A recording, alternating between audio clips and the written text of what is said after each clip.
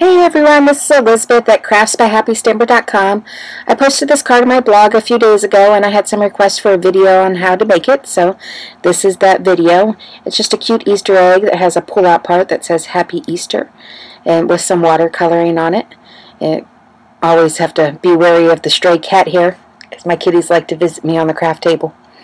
But to start with, I used the oval framelits from Stampin' Up, and the largest one is a scalloped oval, so I already die cut a piece from the vellum cardstock, and now I am using the brushed silver cardstock. I folded it into just a traditional 4 1/4 by 5 1/2 card, and then I ran it through the Big Shot. The oval will hang over the edge a little bit, and I actually like that because it holds the two pieces together a little. And once you add the vellum to the top, you won't be able to tell that there's just a little bit missing from the bottom of the brushed silver cardstock anyways. So it doesn't really matter. So I'm just popping all that out. Alright, so now I have the vellum piece of cardstock with the scalloped, and I'm getting ready to ink up my flower, which I used from the Indescribable Gifts stamp set, and I also used the Happy Easter from that set. That's in the 2015 Occasions catalog. And from the annual catalog, I used this little flower from the Hostess set I Like You, which you can still get now until June, I believe. So I'm putting Versamark on my stamp, but then I realized, oh no, I need to prepare my vellum with some powder so that I don't get embossing powder stuck everywhere on the cardstock.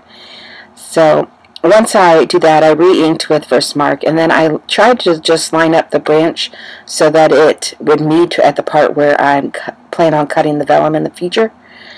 And then I used the 5th largest oval framelit to cut a piece of watercolor paper, and the 4th largest to cut a piece of brushed silver to mat it on. And I just sort of lined them up so that I could make sure that my Happy Easter, and there's the top of my head, so that my Happy Easter was relatively straight. And then I used the small flower from the I Like You Hostess stamp, and everything was done in Versamark.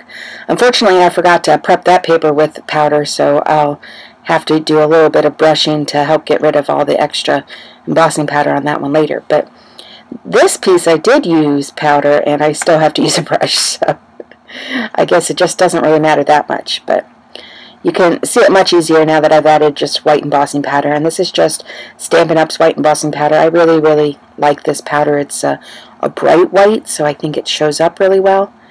But you can see I have a bunch of extra embossing powder, and I just used a dry paintbrush to knock it all back in. So I use a piece of paper underneath my little storage container that I use just because I tend to be really messy with it. I don't know why. I can't seem to keep it inside the little storage container. This piece I used the Stampin' Up Silver embossing powder on.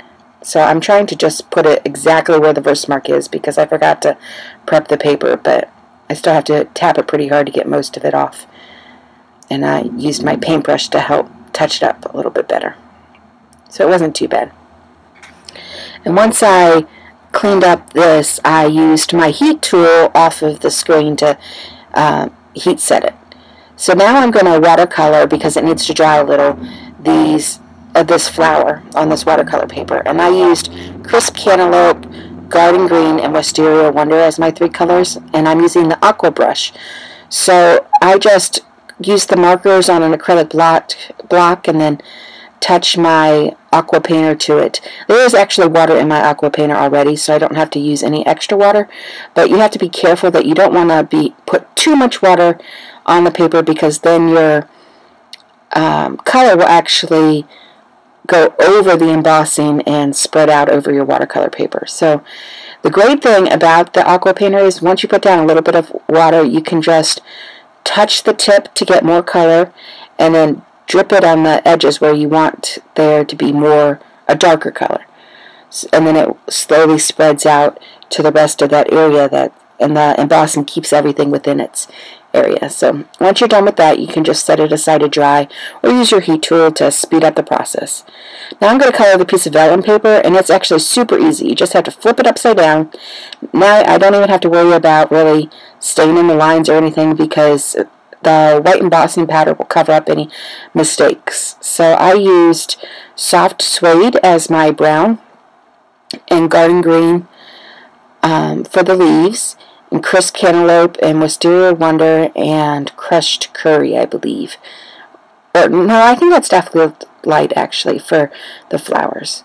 So you could see I'm just going through the motions trying to get all the flowers. I did speed this up a little because I didn't think you'd want to watch, but there are little pieces on each of the flower buds that have green. So you'll see that I'll go back a little bit later and get that. But you can see I don't even try to stay in the lines. I'm just going over the whole thing. And then I decided to color all the buds with the crisp cantaloupe. I really like that color. And I don't think it looks very pretty now, but when I flip it over, it will look much better. Now this is the Wisteria Wonder. You can use whatever colors you want. I just thought that these made pretty Easter colors. And they'll be much lighter when you flip it over, so I tried to put lots and lots of color on while I was doing it. So there you go, and now it looks much better, I think, when you flip it over. So I added some snail adhesive to just the back of where the flowers are. That way you wouldn't be able to actually see it, although the snail does not stick perfectly to the colored flowers, so it took me a little bit to get actual adhesive on it. Now I have to use my trimmer to cut the egg. So I just unfolded it and then tried to do it relatively straight using the guides on the ruler and cut through both pieces at the same time. So it takes a couple trips across the cardstock in order to get both of them. But then you know it's exactly lined up perfectly. So I actually wasn't able to cut all the way through, so I used my scissors to finish cutting it through, but it's still fine. Now I'm going to put some adhesive just on the outer edges of the bottom to seal it. Lined it up perfectly. And you can see that the brushed silver fourth piece fits in there perfectly. So now I have to get my piercing mat and my paper piercer to put in a hole where I want to put the brad. I used a candy dot brad because it's a thicker brad to hold this something borrowed drool on it. So if you press through a button, see, I put the brad all the way through, and that will hold it together. But now I'm using a big dollop of Crystal Effects that I just put in that fancy bottle, and then push this over the top. So that actually takes a while to dry, so you need to be careful because it will just slip right off if you move it around a bunch until it dries. But once it dries, it's permanent and it's very, very strong. So you don't have to be gentle with it anymore. But you can see I made it move when I was playing with it there. So you'll just need to lift up the corner there so that it moves freely when you try to open it with the brad. And you can just tuck the inside when it's dry inside, and that's it. So this card is pretty easy, and I think it looks gorgeous. I'm pretty happy with it. I hope you enjoyed it. Please like this if you enjoyed this video, and subscribe if you haven't already. Thank you.